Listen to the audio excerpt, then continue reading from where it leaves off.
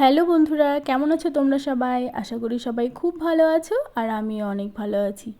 সাধারণত বিয়েবাড়িতে নিজেদের লোকজনই আমন্ত্রিত থাকে, কিন্তু বোনের বিয়েতে একটু ভিন্ন স্বাদের ছোঁয়া। এখানে আত্মীয়দের সাথে আমন্ত্রণ করা হয়েছিল যাদের পরিজন, মা, বাবা কেউ নেই।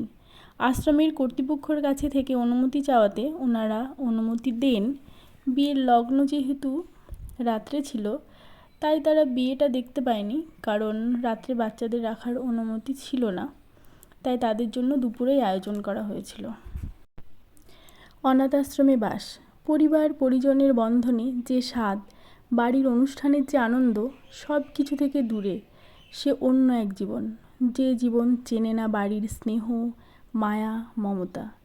আর সত্যি কথা বলতে, এদের আমন্ত্রিত করতে পেরে, এদের আপ্যায়ন করতে পেরে, ওদের মুখের যে ওই হাসিটা দেখে, ওদের খুশি দেখে সত্যি আমরাও ভীষণ আনন্দিত হয়েছি আর ভীষণ ভালো লেগেছে। আমরা কিন্তু প্রচুর অনুষ্ঠান করি, আনন্দ করি, মজা করি, আমরা ভুলেই যাই যে এরাও আছে আমাদের পাশেই। তাই ছোট ছোট অনুষ্ঠানে না হোক, একটু বড় অনুষ্ঠানে ওদের জন্য যদি আমরা একটু ভাবি, একটু আনন্দ দিতে পারি, তাহলে দেখবে ওদেরও ভালো লাগবে, সেই সঙ্গে নিজের আরও বেশি ভালো লাগবে ওদের মুখের হাসিটা দেখে। আমি যখন ওদের পাশে দাঁড়িয়ে ছবি তুলছিলাম, তখন ওরা নিজেদের মধ্যেই কিন্তু বলাবলি করছিল, শুনলাম কি সুন্দর লাগছে, কি সুন্দর লাইটিং, প্যান্ডেল। মানে ওরা যে এখানে এসে কত খুশি হয়েছে, ওদের পাশে থেকে সেটা ফিল করেছি। আর সেটাই তোমাদের সামনে একটু তুলে ধরলাম।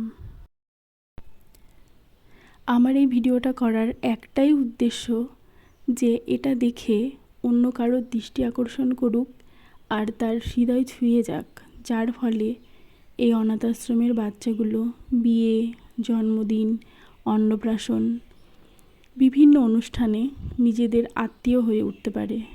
ওরা যেন বদ্ধ জীবন থেকে বেরিয়ে মাঝে মাঝে আত্মীয় পরিজনের একটু স্বাদ পায়।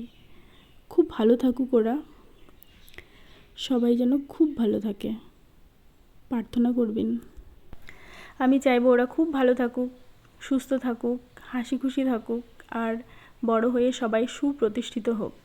আপনারাও চাইবেন, আশীর্বাদ করবেন যেন ওরা খুব ভালো থাকে।